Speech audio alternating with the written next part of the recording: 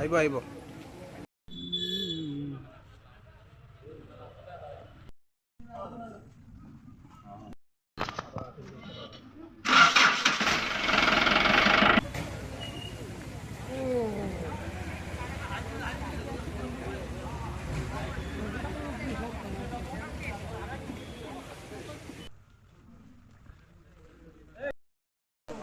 গেলে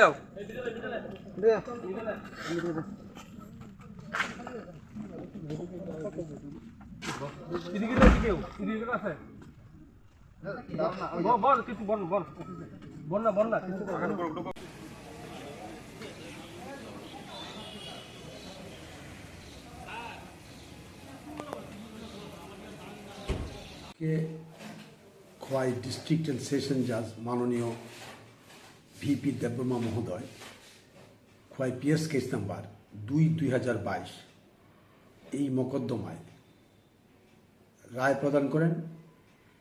প্রকাশ করা আবশ্যক ১৩/১/২০২২ পৌষ সংক্রান্তির আগের দিন বিশারদ সিপাহীপাড়া বাজ্জালবাড়িতে কিছু বন্ধুবান্ধব মিলে ওরা পিকনিক করে।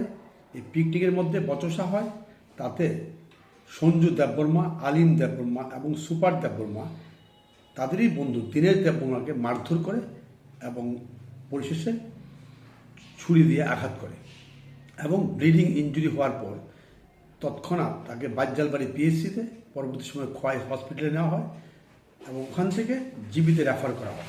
অন দ্য ওয়ে ও সাকাম টু ইনজুরি ও মারা যায়। পরের দিন সেই দীনেশ দেববর্মার ভাই মামলা করে খোয়াই থানাতে। এই মামলায় প্রসিকিউশন পক্ষে ১৫ জন সাক্ষীর সাক্ষ্যবাক্য গ্রহণ করা হয়।